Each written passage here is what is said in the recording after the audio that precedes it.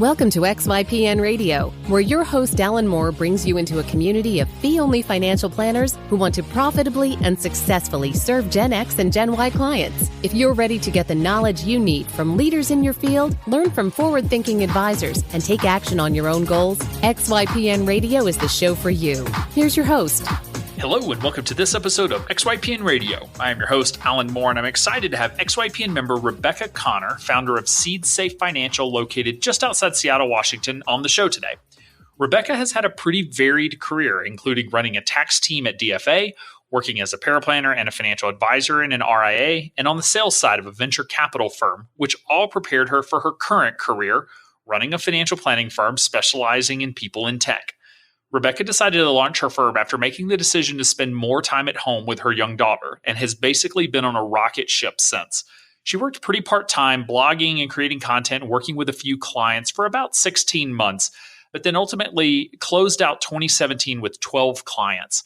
She then went full-time, which is 20 hours a week for her, and currently has almost 50 ongoing clients and is bringing on several new clients a month, and even took the month of August off for some international travel.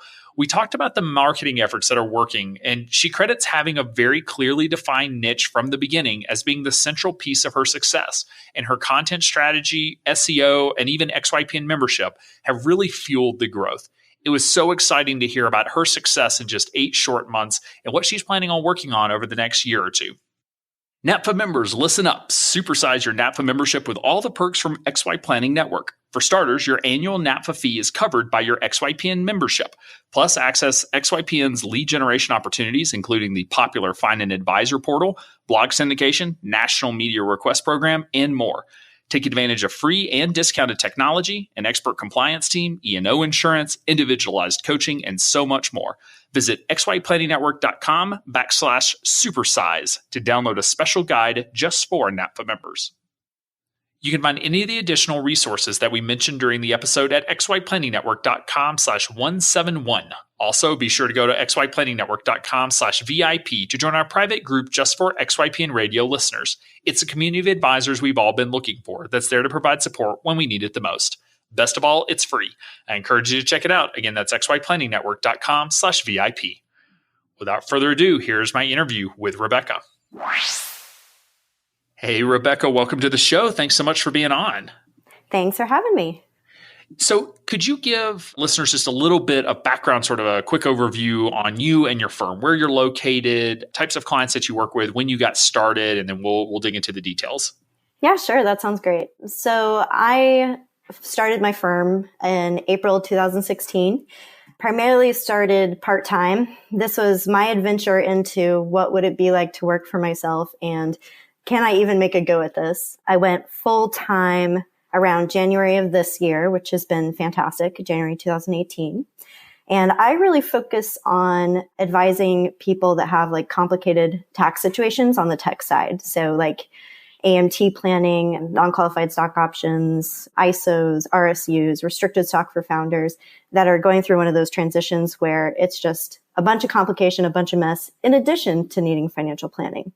And I came from like loving tech and doing a lot of tax stuff. So it seemed like it just married into the perfect situation. And then of course, I'm on Bainbridge Island, which is right outside of Seattle. So that made it an even better opportunity. Yeah, good place for people with RSUs. Most places in the country, if you were trying to start that firm in Bozeman, Montana, you would have no local clients, which is fine, but it's just not a thing here. So are there any particular firms that you see a lot of clients coming from, or is it pretty just spread across tech in general? As in companies or other financial advisors? Companies. Yeah, so I'd say, caveat, my husband works for Amazon. He is a senior software development manager there. And so I've been around Amazonians for 5 to 6 years, lots of friends at Amazon. And so I would say my contingent in the Seattle area is from Amazon, but I actually got a lot of my clients spread out all over from the great XY Planning Network referral engine. Awesome. I want to hear more about that. Yeah, because I was curious because you have Amazon and Microsoft specifically listed on your website. So I'm assuming when, clients that work for those companies show up on your website, it's pretty obvious that you work, that you know their benefit packages and that sort of thing. Yep. So talk to me a little bit about your path, because you said you started part-time. So I guess we can start forwards and work backwards. What were you doing part-time while you had the financial planning firm starting back in April 2016? Well, this is going to sound really strange because I basically had been in wealth management. I was a financial advisor, but I had a 2-year non-compete that I didn't really want to try to figure out how to finagle around that because it was pretty verbose language of like anyone you've ever talked to while you were employed with us could be construed as, going against this non-compete. So I actually stepped completely outside of the business, or from my realm, completely outside of the business. I had some goals of what I wanted to learn, what I wanted to get better at, and just kind of wanting to adventure. I had worked at dimensional fund advisors before I gotten into wealth management as a financial advisor. So I've kind of been in that RIA space, that passive strategy space, like really into investments and such like that. And so when I stepped out, I decided to take a swing into the tech world where my husband is. And so I actually led a due diligence team as a director of an investment team in a venture debt company. And so I went through more than 100 SaaS businesses, evaluating them, helping figure out if they would meet our portfolio metrics, and really talking to them about how poor their bookkeeping was and cash flow was, and how they had no idea how long they'd retained a customer, or, all of those great buzzwords, LTV, churn, et cetera. So that was really interesting because it was actually primarily more of a sales role, which sales kind of scared the crap out of me. Sales is the one thing I've never been really keen on. And so it forced me, when I had to have thousands of intro calls with these startups that are just hoping to get money, to really start to identify this is a lot of talking. This is a lot of extroversion. I'm not very extroverted. How can I make the most impactful, process that I'm able to get through these calls, figure out who's right, who's not, be able to sell well to those who is right to come on board as letting us give them funding because there are other options out there. And it just really stretched the heck out of me. And so about a little over a year into that, I realized, wow, this is really, really stressful. I'm definitely an introvert. I am definitely not extroverted enough for this kind of role.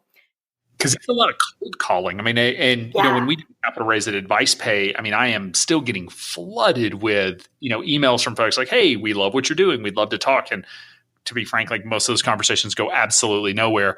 All of them actually have gone absolutely nowhere. So you were the one reaching out and sort of doing that initial sweep to see if it made sense to bring it in for further analysis? Yeah. And then I was actually taking them all the way through to the proposal. So I was doing the review of the financials. I was doing let's put together this proposal. I think this is what we can do for them, getting it authorized by the committee, investment committee and stuff, really just going through the entire process. And in the end, what I realized was I really like to be more consultative and to bring them in as partners, these people that I'm trying to sell to, so to say. And so it changed my mind as to what sales really meant and was a totally valuable experience. But after that ended, it was okay, I'm true introverted. So then I stepped over to operations for a Series B, Series C startup, helped them get their prior year's audits under wrap, building out processes, hiring a accounting team, firing a few individuals, basically restructuring their accounting department. And so that was another great experience where it's okay, this is more operational. I'm going to need to know these things. I'm going to be glad that I did these things, and just making sure that I felt like I had more equipment in my tool belt to go forward with having my own firm. Yeah, you make a great point that sales is so misunderstood. And when you redefine sales from just trying to push a product or push a service on someone to really helping someone, and that, ideally what you're offering and what they need match up. And so it makes sense for both parties. It does make it easier to quote unquote sell people on things because you really believe in it and it really does help them. So.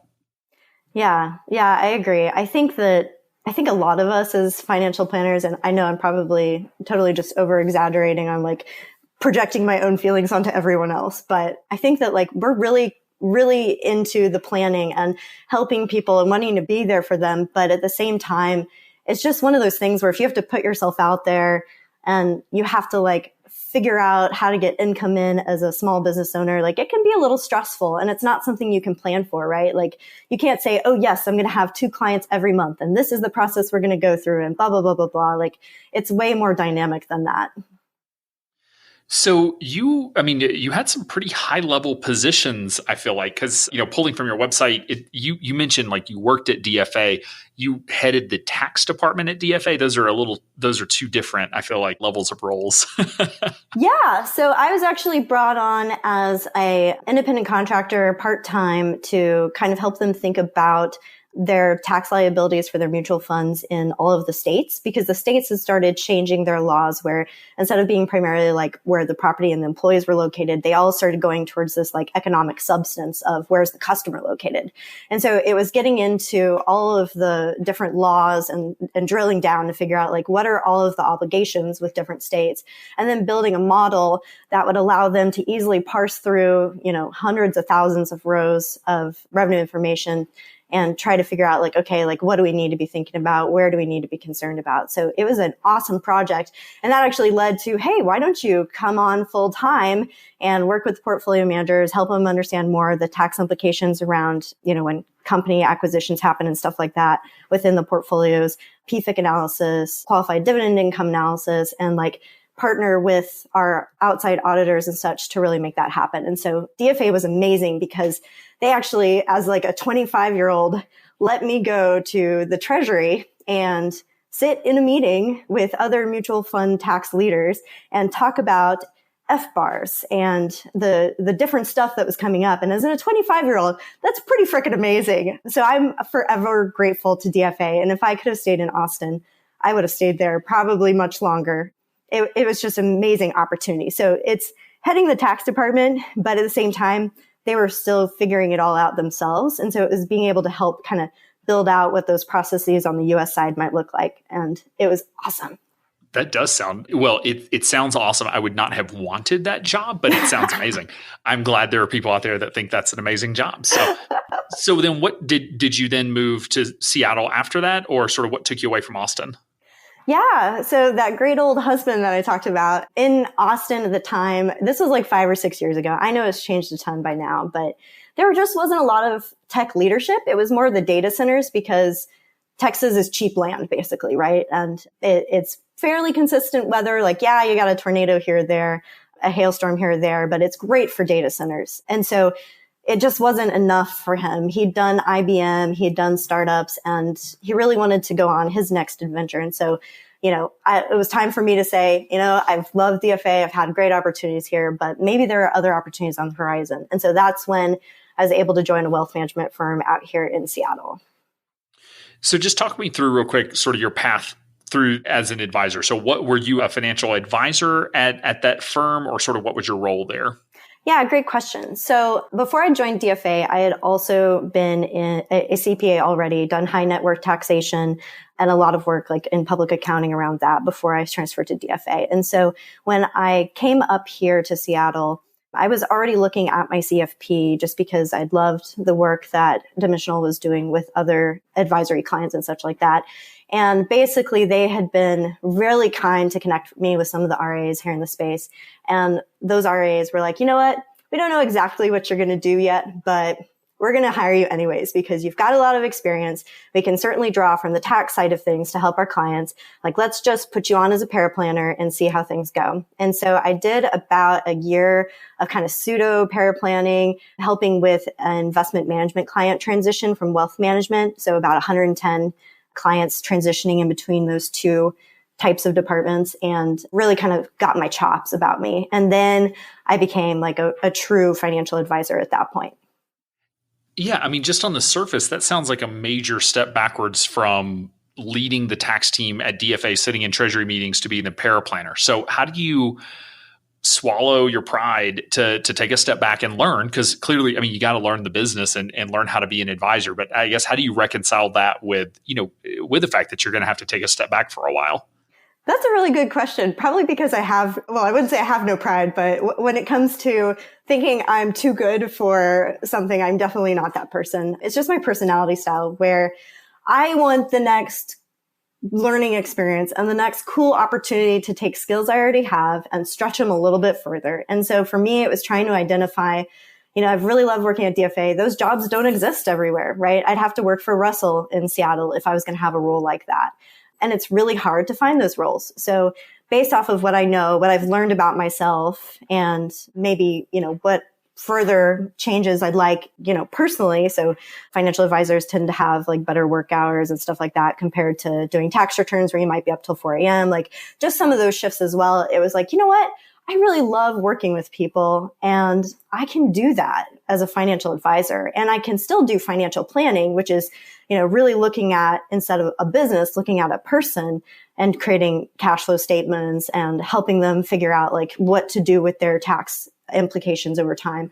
Like I can do that. And that sounds really interesting to me. And so that's really what fueled the change for me. And it's another thing of like, I think everyone, or let me take a step back. When I have an intro meeting with a prospect, one of the first questions I'm asking is there anything that you would have changed about how your parents dealt with money when you were younger? Like it's trying to give me insight as to like, what is one of the emotional connections that's really drawn them to where they are with money right now? And so I'd say even my view of looking at financial planning and wanting to become a financial advisor is still connected way back somewhere to my childhood. And for me, I grew up in a one-parent household that didn't have great stable income, and finances freaked me out because there was debt everywhere. I lived out of my car for a short while. I lived out of a stranger's living room for a short while. Like it's one of those things that it's like, I want to help people not feel that fear. I want to help people not feel that pain. And it even started in college where I'd give little seminars on credit cards and the terms and stuff like that. Like, I think we all have little ideas in the back of our head that we just haven't really put a cool picture around that really make what we want to do in the future really pop out yet. And sometimes it's connecting those and realizing like, yes, like all these things actually are connected, experiences, emotionally, what we've gone through, that we can really bring something to this world out of it and figuring out what that something is. And for me, that was financial planning. That is the best explanation that I've ever heard of what is financial planning. And like, because we all get into this business for a different reason, but I find particularly in XY Planning Network and many of the groups of younger advisors, it wasn't, I want to get in this business to get rich or because I love, I love numbers. It's because like it's a helping profession and we actually get to help people. And I think most people outside this profession don't realize how much of a helping profession it really is until they experience it. And then they see and they're like, okay, now I get it. Now I get why you do this. Yeah, it's totally life-changing. It really is. So talk to me about the path through, that firm and sort of getting to the point where you decided to launch your own. Yeah. So I'm really a big, strong believer in not wavering from my values and what I care about. And as you had seen in my prior experience, like I'm used to having a seat at the table when we're talking about like strategic stuff or just kind of knowing what's coming. And I think with the firm at the time, they were going through some changes themselves. And there was a point where it really just, something happened that I was not expecting that took away a lot of the support that I felt like I had there. And just helped me come to this realization that like there wasn't enough transparency and I didn't feel enough trust with my own company, the company I was working for, to keep going. Like for me, it was suddenly a place where it was like, I've got to have that transparency. I have to have that communication. I do very poorly with passive aggressive people. Like I just want to be upfront and to have the conversations, even if they're hard. And that became no longer an option. And so that's when I decided, okay, where else could I go? Who else could I work for? And I looked at all the RIAs in Seattle and I just couldn't find one that I really felt spoke to me and the core of like who I am and how I want to go about financial planning. And so at that point, it was like, you know what? I can either try to keep working for another financial planning firm, knowing that I feel like I could be doing better work or more aligned work ultimately. And maybe that means, working part-time, just doing like, pro bono or whatever on the side to kind of feed that need. Or I can just figure it the hell out for myself and just try to start my own RIA and find out if this is even something people would mesh with and want, just because it was different than a lot of what was offered out here around like 2.5 years ago. So this was the firm that you had the non-compete with, I assume? Yes. Okay, so you leave, you have a non-compete, you spend 2 years in tech, in venture capital tech, which is a whole other world. You have seen just some really interesting worlds in your career, going from DFA to advisory firm to VC. So then what sort of drove the decision to come back and start a financial planning firm? And you said like you just didn't feel like VC and that work was necessarily the right fit. But I guess what was the pull back into financial planning for you? Yeah, so that's where I talk about like really starting something part-time. It was saying like putting the flag post in and saying, okay, I keep hearing Nike, just do it, but I'm not really there where I'm ready to like jump off, totally have no income yet. I'm going to pad my emergency savings for a while, but I'm at least going to put my flag in and say like, yes, I want to have a business.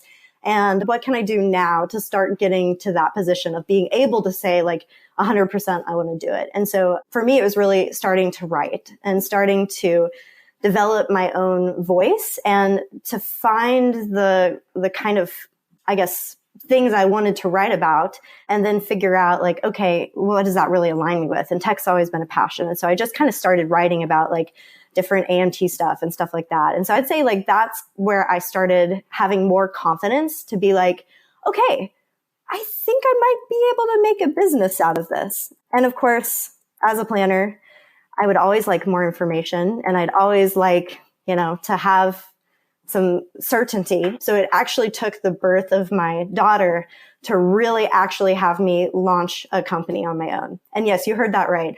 I wanted to take on a bunch of work right after having a child. Nothing resets expectations for life and sort of what you're thinking about, like the birth of a child. For sure. It does not surprise me. I have to go back and see. At least a dozen folks on this show, maybe more, have mentioned like having a kid and launching a firm within 6 months of each other, which is really interesting because it's definitely not what you're supposed to do, quote unquote, supposed to. Yeah, sounds like we need a support network then. No. Parents of young children who are about to make a bad decision. No, it ends up working out, but it is a stressful but rewarding decision. So I guess what was it about the birth of your daughter that you said, all right, now's the time? Like this, was it the flexibility of schedule or was it just felt, like the right time? Yeah, well, first of all, I'm a glutton for punishment. No. So I was working in tech, doing really long hours.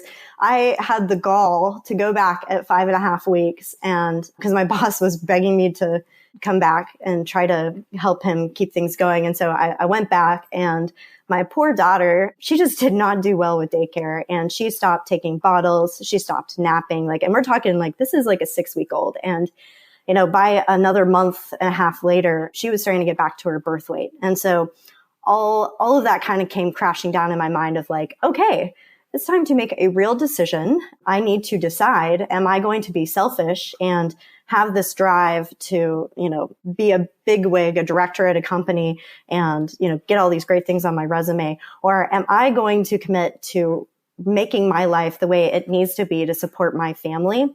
And hey, by the way, it's actually stuff that I love doing. And so that's when I decided, okay, financial planning, I need to just go back to it. I keep going back to it every time, every job. I kept coming back to, God, I'd really love to just do financial planning, or I'm starting to write content for having my own financial planning firm. I did all of these things and it was time to just do it. And so that's when I said, you know what, I'm going to make this commitment. And then I think within the month I had 5 referrals come in. And so it was just a really reaffirming thing to be like, okay, this isn't a bad idea. And so I took the fall to be with my daughter to help get her back up in weight, get her on the charts, so to say, and to really be there for her, and made the decision that after the holidays around January, I'd go ahead and start it. So she's 17 months now, which is awesome. She's beautiful. She's great. And here I am. So when you say part-time, were you working with clients from that April 2016 to January 2018? Were you working with financial planning clients, or was it primarily blogging and writing and that sort of thing? I was working with financial planning clients. And so okay. I figured with the demographic that I was going after, a lot of them are working crazy hours anyways. And a lot of them can't meet during the day. And so my practice was pretty much like nights and weekends. And so it actually worked pretty well to have those conversations. And I wouldn't say I priced it perfectly. And I know I've heard this on many, many, many prior episodes of yours, but I think that it was a great learning and training ground without having all the risks yet. No, it is a great way to, like you said, to try to learn, build out your processes and that sort of thing. So talk to me about sort of your client growth. So working part-time, kind of, funky hours, got a young kid. Clearly you're not trying to bring on 5 new clients a month. So what was sort of your growth pattern for that? It's been 2 years and 4 months now, but sort of over, especially that period before you went full-time into the business. Yeah, so the period before I went full-time, I was already working in tech. I was doing 12 to 14-hour days. So I literally was probably only bringing on a client a quarter. And so by the time that I was going full-time, I had about 12 clients. And that was really from my side of like, okay, I'm part of XYPN. I'm doing some of these other things. I want to make sure I'm at least like neutral expense-wise on that side. And I just want to see like, okay, is this something that I'm actually pretty good at? Is this like, can I actually run a business full scale? And so not a lot of growth at all, but enough to at least help with the transition of saying, when I start full time, I'm at least going to be expense neutral, and then I can build from there. So what was that expense neutral? Like what was that break even that you wanted to get to revenue wise? How much revenue? Yeah. Like what were your expenses at that point that you needed to get to the sort of the revenue neutral point? Yeah, that's a great question. So probably about $1,000 a month. I was looking at, I had about 1,000 income and 1,000 in expenses on a monthly basis. And that's of course not including like this actual startup expenses of putting together a website and hosting and all of that stuff. Okay. So 1,000 a month. So, and you said you had 13 clients. Did I hear that right? 12. 12. Okay. So 12 clients were paying you 1,000 a month. So what was your fee structure at that time, sort of early on in the business? Oh, it was awful. I've made every mistake you could possibly make, and it's totally fine because I wouldn't have learned if I didn't go through it. Now, would I have loved to like learn from someone else and have gained that wisdom? Yes, but I was too stupid for that. So from my perspective, I kind of took this view of like, coming from the CPA world, I was really interested in billable hours. And then I see attorneys all the time, and they do retainers. And so like I was trying to figure out a way to not charge assets under management and to put together a retainer that people wanted, and then figure out, okay, like how many hours are people using it? So I like to think of my journey to this point as a series of experiments. Like every 3 to 6 months after I've talked to 10 to 20 people, I revise my experiment and I go at it again. And so it was really in the first, it was just like, okay, what feels okay? Well, when I was in the wealth management world, we only really talked to our clients like once or twice a year. Okay, $50 a month should cover like 2 hours, 3 hours of time or whatnot. And so super, super low. There was also an initial fee, but that was separate. And then after that, it was like, okay, well, I've gotten like a few people that are willing to pay 50. What if I do like 100? What if I do like 150? And so I kept kind of increasing the price tag, but clearly not enough. But it was also just, again, that experiment to get some statistics around what is actually wanted, like what is needed, like how can I better price these things in the future. So did you move, so you have some clients at $50 a month. Did you move them up the 50 to 100 to 150, or have you left them where they started? I only have one client still at the $50 rate, and it's really been more about, I would say I haven't been trying to hold my clients forever. I'm trying to do planned attrition right now, where basically the clients that are on the $50 a month thing, like a lot of them, the services that were entailed, it was like, you know what, like I'm doing a lot more hours. Like I think that we've done a lot together, and I think you can actually take the next bit yourself or something like that. So trying to help manage them out, but in a nice, respectful way where I only did it if I felt like, okay, yes, they're going to be fine for the next few years. Like we've set them up at least with like emergency fund. They bought the house they were looking for. Like they're, starting at their new job. We already negotiated that offer. Like I feel good about going ahead and letting those clients go. And so that's been my biggest strategy up until like when I started full time. So you sort of had a plan for letting people graduate out of your service model when you were at that lower fee. Yes. So Talk to me about the evolution of the experiments then. I guess what then led to the change to where it's no longer, focused on graduation and more on the ongoing service?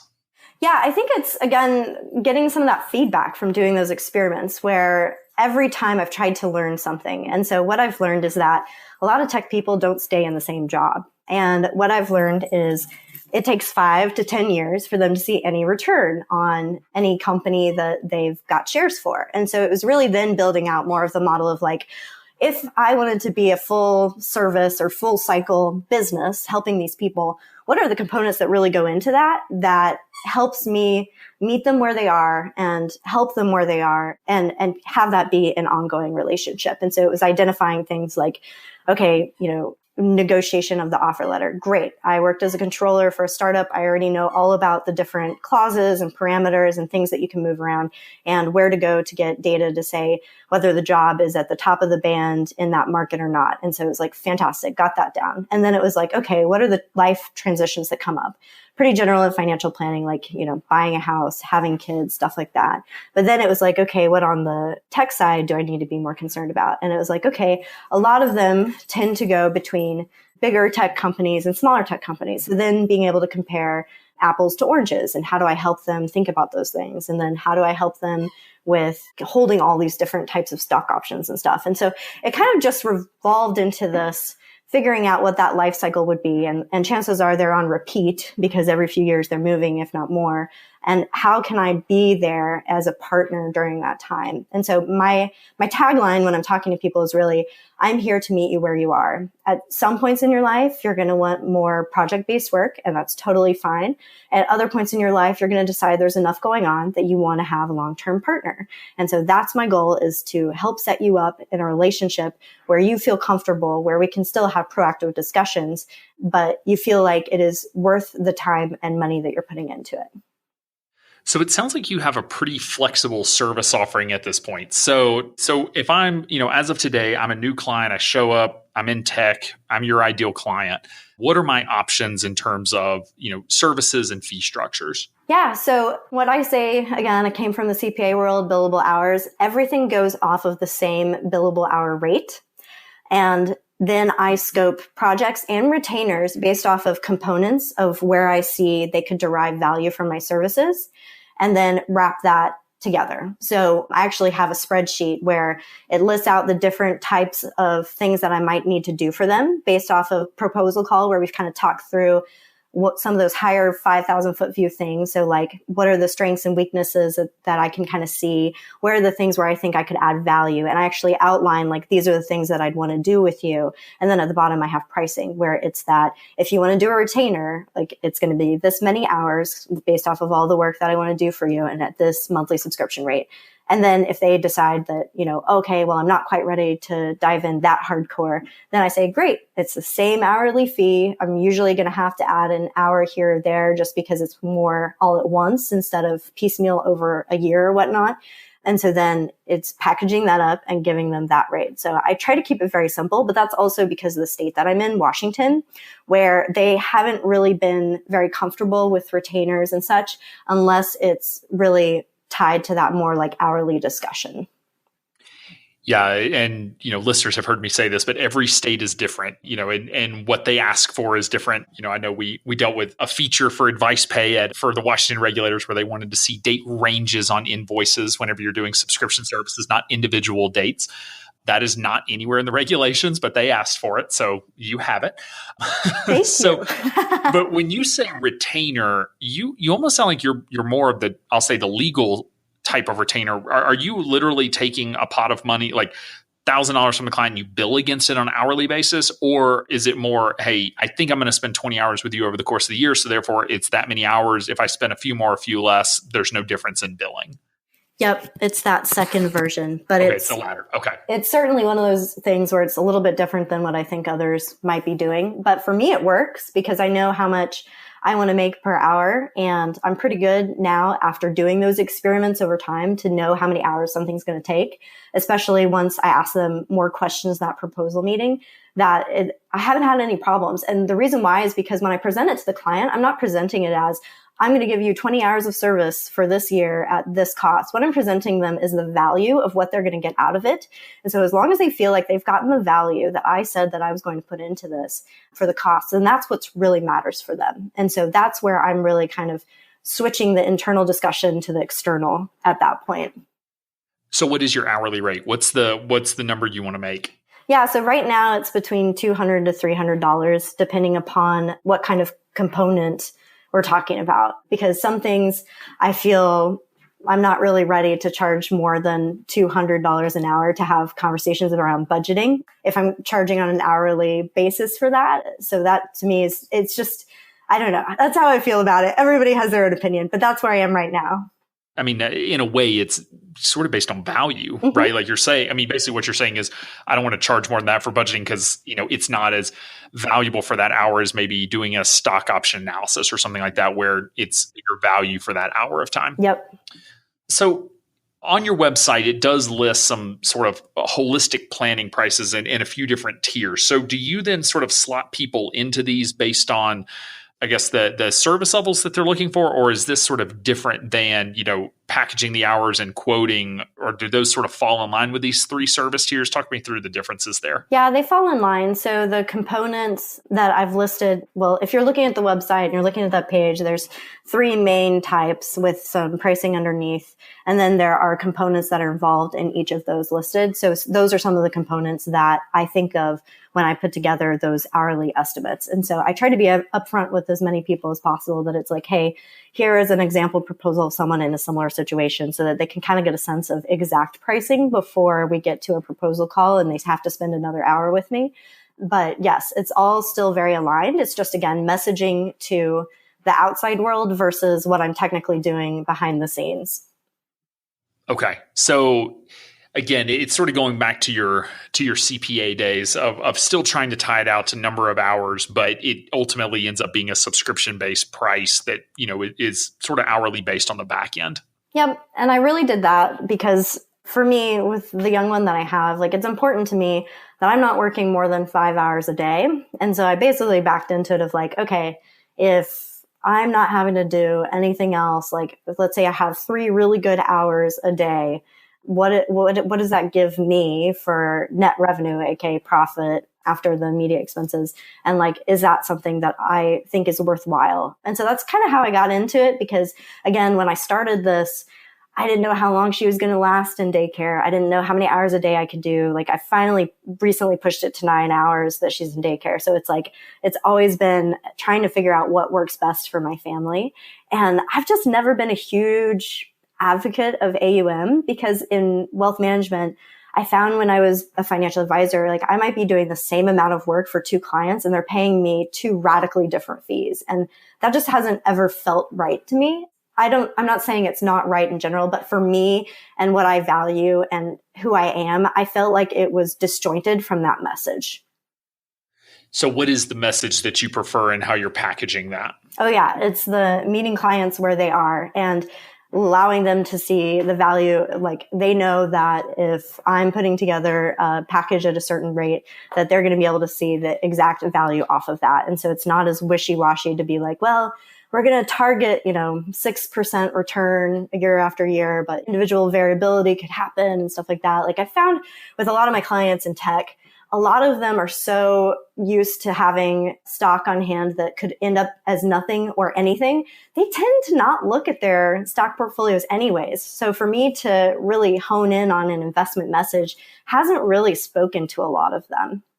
So are you managing investments? I may have missed that. Are you managing investments on behalf of your clients? I do for a few. And that is truly where it's somebody who they are flying internationally every single week. And so they just don't have time, or they have a big family where they have 3 kids and they're both working and they just don't want to take the time. So that's when I see the value of investment management for my clients. And it's still aligned with kind of like what I say, like, I'm trying to meet you where you are. If otherwise they wouldn't do anything and they would keep it in cash on the side or have like some really big emotional reactions to it, I will do investment management then, but that's not my preferred at this point. Okay. So You are in this, I mean, you just have like the perfect background for the work that you're doing in that, I mean, a ton of experience on the tax side, you know tech, your husband's in tech, you know people in tech. So this feels to me like a natural niche, right? And so I know some people really struggle with coming up with it. It sounds like you probably didn't have to spend a lot of time coming up with it. But I guess where did you get the expertise in RSUs and, qualified stock options and all the craziness that is this? Was it just stuff that you learned sort of boots on the ground? Or I guess, how did you get the expertise to be able to do this level of work? Yeah, I'd say my husband was my first client because he did IBM and then he did startups and then he did this and that. And so for me, trying to understand what he was signing away and such, I'm kind of the major caretaker of the personal finances at home. And it was like trying to understand what the heck all these things meant. And so I went through my own journey. We've been together for 10 years now. When we first got together, I was going through my own journey of like, what the heck is going on with all this stuff? So that, as well as like the tax planning that I have in my background, like I love reading tax law and there's something wrong with me. And so it's easy for me to go in and to start building spreadsheets based off of like how things are supposed to work in AMT. And I can find the things in state law and federal law and stuff like that. And so it was a puzzle to me that was fun. And again, makes me a big tax nerd and really weird. But that's kind of where it all started. And then when I think I heard, God, it must have been like one of the first things I heard from XYPN. You guys were talking about like, you should really choose a niche. I was like, tech, done, boom, okay, I'm ready, let's do this.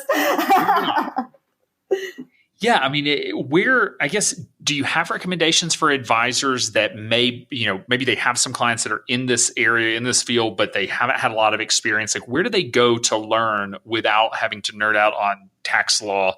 Or do they just have to nerd out on tax law for a while? I like mystockoptions.com. And so they have a subscription. At the time, I think it was only like $150 for a year. I don't know what it is now, but they talk about a lot of different stuff. So they talk about like ESPPs. They talk about like all sorts of different types of stock. And I think that they do a really good job of explaining the overall mechanics of it.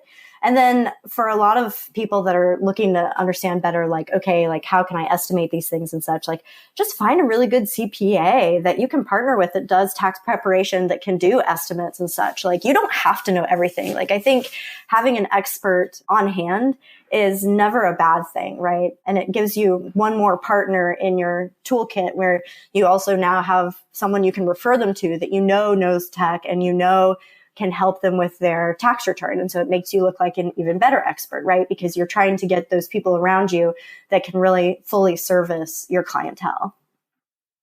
So talk to me about the process. Sometimes niches we get accused of like, oh, it's just a niche in name, but not necessarily in process. So in addition to the fact that you have an expertise in stock options, what is the difference in, I guess, the service model and the way that you work with clients that differentiates your firm from, one of these clients going to another wealth management firm and getting that service? Ooh, what's my value proposition? Well, what I like to think is that the way that I look at it is, of course, the way I'd like to think of it is I look at it differently. But anyways, I'd like to think that I look about it a little bit differently, where I'm very cognizant of the fact that people that are coming to me and saying that I don't know what to do with this, that's like a big, scary unknown. And everyone's heard the horror stories when, somebody got hit with AMT and need to pay tons of cash and they don't have any cash on hand or something like that. And so it's trying to help give them more certainty. And so really stressing the fact that like, okay, every quarter when you have the trading window open or whatever, like we're going to have a meeting right before that. And we're going to talk through our strategy specifically for that vesting or whatnot. And then at year end, when we do our tax planning, we're going to see if we have any room to make some of these stock option exercises because you're either already going to be an AMT or you're going to be under the threshold. Like I try to talk to them about it in exactly their speak and trying to really listen to what their concerns are around it. Because I think for all of us, we reach out to an expert when we don't know what it is. And maybe we feel like we just need a process or we need something like that.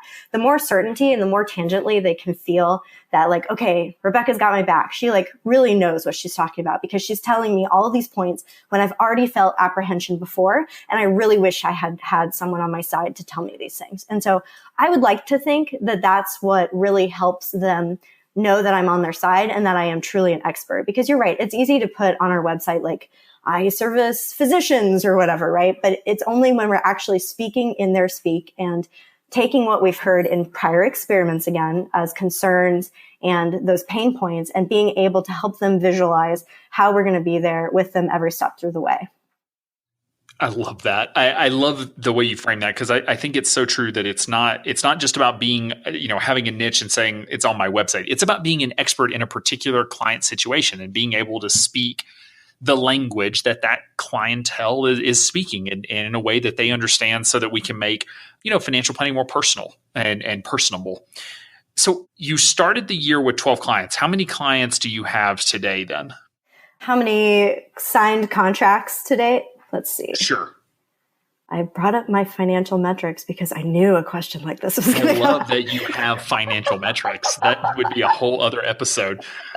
As of today, I have 47 clients. Whoa, 35 clients in 8 months? Yes. All right. So next question. Are these all ongoing clients, or are a lot of these just like little one-off projects? So when you say ongoing clients, do you mean retainer clients or clients okay. So for retainer clients, I'd say probably 95% of them are retainer clients, but I would say that most of my hourly clients, I have serviced them for 2 different projects. So I think of them as ongoing. Okay. Maybe they just, like I said, I try to meet everyone where they are. Maybe they just don't need as much yet because they don't have a family and stuff like that. But I've talked to them multiple times in a year. Okay. So where are these clients coming from? That is a lot of clients. That may be the most I've heard for a practice in 8 months. That's incredible. Yeah, it's a little insane. Like I said before, glutton for punishment. When I came at it, I think really it all goes off of like goals and what my ideals were. So when I was like, I'm going to start in January, I was like, I'm going to go so hard at this because I've been doing hard work in tech. I'm ready to work as hard as I did there for myself. And I am ready to do whatever it's going to take to make this profitable, because I had my own internal metrics of like, okay, I beefed up my emergency savings fund, but I don't want to look back in 6 months or a year and be like, oh my gosh, like I just wasted, that savings potential. And, now if I have to go back to work, like, what is that going to look like? And so I set milestones for myself of like, this is what I'm going to commit to. Like, how do I learn all the best practices for launching a firm? Like, I don't know enough. And I know I need to go find out more. So like I said before, I listen to all of the podcasts that you do with people. And every time when I hear something that I'm like, I can implement that, I go and I immediately have an hour blocked off to go implement it. So I think a lot of this has come down to being very good at implementing things, but also having help. And so for me, the other thing I did in January, I started talking to some potential paraplanners that could consult with me. And I ended up pulling the trigger as soon as I met a metric there that, I was like, okay, once I can do this, then I want that. And so I had that be able to come in very quickly because I needed to make the most of my time. And then I also realized that marketing is crazy. Like, there are so many ways to market. And you guys really helped me understand like content and the things that I should be doing, but I didn't really have a process for it. And in starting to go down that research realm of like, what's the perfect process and how should I be doing this? It seems like you could take a whole like master's degree to be able to figure it out. And so I partnered with Brewer Consulting to really be able to put a process in for my content. I basically came to him and he, of course, he was past DFA as well. So it's like, okay, great. I already worked with you. I already know your work ethic. I trust your work ethic. I need help. Here's what I have. How do I make this work? And so he really helped me as well. And then, of course, XY Planning Network referrals, because I've probably gotten somewhere between 3 to 5 referrals a month as well. So I've been extremely blessed throughout this entire process. And it's really just having the mechanics, the pieces in place that I can continue to move at that speed. So how big is the team currently? So it's you, it sounds like a paraplanner. Are they full-time or part-time at this point? Part-time. Okay. So anybody else on the team in addition to the two of you? Nope.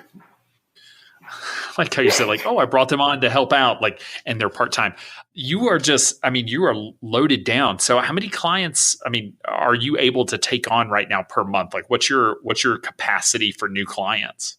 Yeah, I'd say right now I'm starting to slow down. When I first started, it was like, okay, I've systematized the whole initial plan. Like I know all of the spreadsheets I have for like doing stock option analysis and stuff. Like I basically systematized everything, built out an initial plan document where I could like add components, subtract components based off of what I needed. And my paraplanner was great in helping me kind of form that up too. And so really it was trying to figure out like, okay, how many hours actually does it take to get through this initial plan? And then how do we make our ongoing meetings and progress meaningful? And so putting together agendas and stuff like that. So once I had the processes in place, I felt good about doing about 2 clients a week.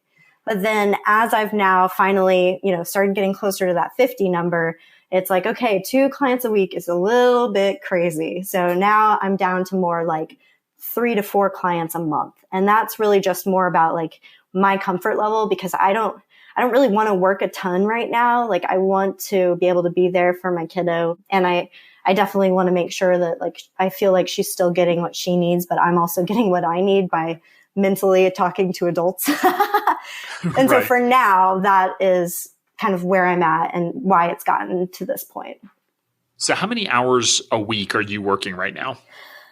It kind of varies. I just took a month off. I went and traveled internationally in August and then did some trips to see family around the US. So I'd say like right now, I did a full 9-hour day yesterday, but on average, I probably am working about 20 hours a week. But a lot of that I would say is like, it's because I already have processes in place and I can already send stuff to my paraplanner like as soon as I hit certain things with clients. It's like, great, here's the system. Like, you know what to do.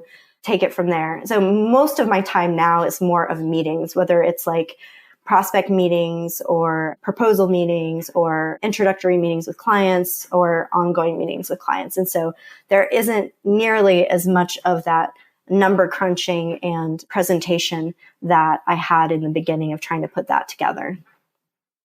Yeah. I mean, the numbers are blowing my mind a little bit, just in terms of like you're working, just in summary, 20 hours a week. You've got almost 50 clients. You're bringing on 3 to 4 new clients a month. Like those numbers don't add up to be able to actually just meet with all the clients in my head. But it sounds to me like systematizing and processes is really at the core of the business. So therefore you've been able to go ahead and put the foundation in for scale. Yeah, honestly, overall, when I first was doing this, it was like, I would love to be able to build an app that my clients have access to where they have like, videos on congratulations, you want to buy your first house. Like, here are the things we need to think about. And here's a worksheet of like, here are the financial ratios that you'll want to have on hand and stuff. So like, I've tried to systematize it as much as possible because one day I would like to revisit that idea of, how can I make it as not, I guess, personally involving as possible, but still having that personal touch where it means more than a robo advisor or something like that. So I'm still flirting with that edge of like, how much technology can I use? How much process can I use? How much can I repeatably delegate to others so that I don't have to think about it and kind of see where it goes from there? So one thing I want to circle back on and just clarify, because you said just in terms of new clients, because I mean, you've just had immense growth and just immense new client flow to your firm. So you had mentioned, I mean, XY referrals and working with Brewer Consulting and that sort of thing. So what has actually been effective for you? Because Brewer does a few different things. I know he's pretty heavy on the ad side. It sounds like that may not have been what you were engaging him with, or is that a part of your marketing strategy, is running Google, Facebook ads? Nope, no Facebook ads or anything like that. I tried the Google ad credit once and I totally like blew the money. It was like, yep, didn't see a darn thing. Like it works for some people. 3 clicks. Yeah, exactly. I'm like, it works for some people. That's great. But I think that my message is strong enough and that at least right now there isn't so much competition that I can't be seen, right? So like some of my content, like I installed Yoast SEO. So some of my content ranks on the first page, depending upon like what kind of questions you're asking it around stock options and stuff. So that's been kind of helpful. And then with Brewer Consulting, I'm not doing any of the ads. It's really more about, I really utilized him for process and getting my act together, where I was no longer willy-nilly figuring out what I was going to do marketing wise. Like I got very strategic, very focused. I have certain lead pages that have a whole series connected to them that offer content around like the 3 biggest mistakes Amazonians make with their RSUs, or tax minimizing strategies with blah, blah, blah. Or, the biggest question that I address with my clients at each vesting. Like I really make it pinpointed enough that that's really, really helped. Yeah. So it's a very heavy content strategy, which is awesome. And you're finding folks that are actually going to Google, they're searching, Yep. something to do with Amazon RSUs, and therefore they're finding their way to you. Yeah. That's so awesome. You were like the poster child for why what we advocate for when we talk about having a niche. Because like, you're not going to go write about, Social Security when you have a pension, right? Like people don't have that. It doesn't matter to them, and you don't have to think about it. You can just focus on super specific content, and the titles do matter. Like I said, when you can say 5 reasons, like that stuff does rank really well with Google. So, but let's get back to process, because it's that same content, that same like knowing my clients, knowing my prospects, that I build into the financial plan. So they feel extremely personalized with just a little bit of tweaking and already having like paragraphs written, because a lot of them are focusing on the same issues.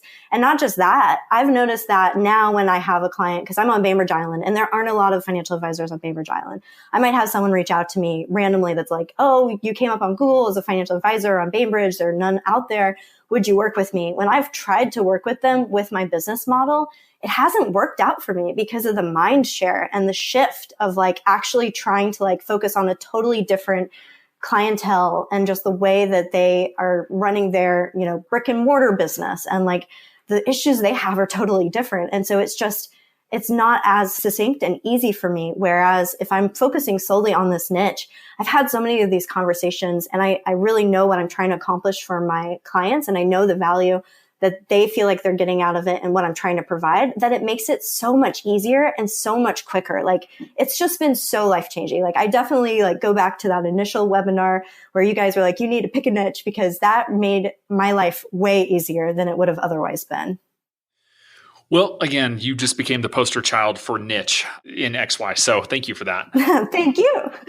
I love it. Because like I said, it is about the systematizing of the process. And it's just so much easier to build a process when you have a single avatar, a single, type of client that you're really thinking about, as opposed to like, do I need to do a pension house? Or do I need to do Social Security house? Or do I need, and it's like, no. Like we can just focus on, on this particular client base. So what's coming around the corner for you? So, over the next 12 to 24 months, are you going to be hiring? Do you have any big initiatives or things that you're really focused on? That's a great question. As you can tell from my career history, I've really been all about like taking opportunities when they arrive. I have an ideal of what I would love for it to look like in the next year or two. Chances of that actually happening, not really sure, because I don't know if I'm going to find the right partners, the right experts, et cetera. But if I had to say, this is what I'm going towards right now, it's really, yes, I am looking to hire. Obviously, I've been able to scale it up quickly, and I'd love to be able to bring in someone else to work as, originally a paraplanner and then as an investment associate to kind of learn the ropes of stock options and stuff with me, and then make them a partner so that then we can make even more impact. Longer term, my goal is to build this into something that is, I would kind of say it's kind of akin to XYPN, where we're thinking about products that would really speak to the tech industry. We're thinking about like the ways we can communicate with them, whether it's, offering some sort of money class where they can do it DIY on their own, or we can be more hands-on with them. Like I want to have that whole meeting a client where they are. I want that to become an even bigger vision. And from my own past, the fact that I'm really supportive of, women in this industry. I do a lot of mentorships for women in this industry. I would love to be able to build a practice that is kind of like a GitHub where it's very decentralized. It's very flexible. I want to be able to offer others opportunities where, originally the financial industry was you wear a suit every day and you show up for these hours. And if you ask for anything different, that is totally looked down upon and not okay. And I want to be able to provide those flexible opportunities for others the way that I couldn't find it and the reason why I started my own firm. So if I had to say anything, that's really where this is going. But again, it's finding those right experts that I can bring on. It's finding those right matches where it's the curiosity. It's people that really, really have an attention to detail, but absolutely love their clients and want to make a huge difference in the world. That's where I want to take this company. And again, listeners have probably heard me say this. We actually just published a blog post on this particular topic, but hiring the right people is truly the most difficult and the most important task that you have as a business owner, particularly if you're looking to grow. If it's just going to be you and a part-time person, okay. But if you have a vision for growing the business, and those first couple hires are critical, and it's not to say that it can't be done, and it's not to scare anybody from making that hire, but I think you are wise to have a vision for what you're building. Because quite honestly, one, you will get better talent when you can articulate that vision because you're going to get the people that are excited by that vision because you're going to interview someone, you're going to tell them what you just told me, and they're going to be terrified of what you just said and opt out.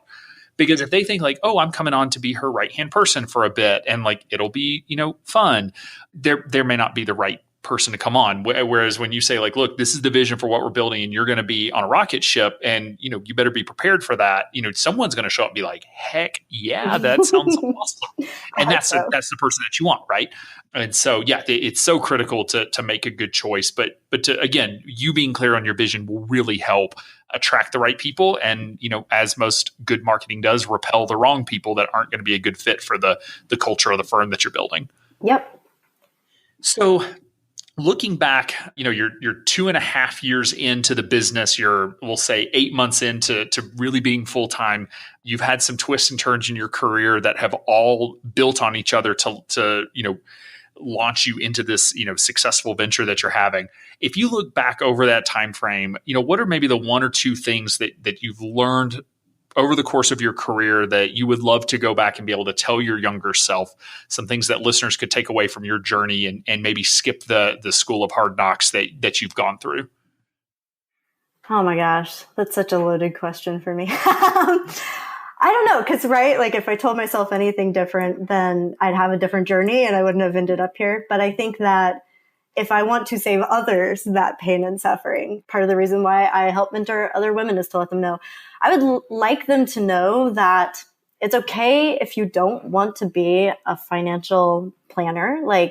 There are so many other things that you can be around financial planning, whether it's blogging about it or creating a money class or something like that. I think a lot of us are okay, if I want to be a financial planner and I can't find a firm that I want to work for, then I guess I got to start my own company and I have to do it that way. But I think that if I had told myself sooner that hey, there are many ways to go about getting into the financial world. You don't have to make the jump immediately to financial advisor.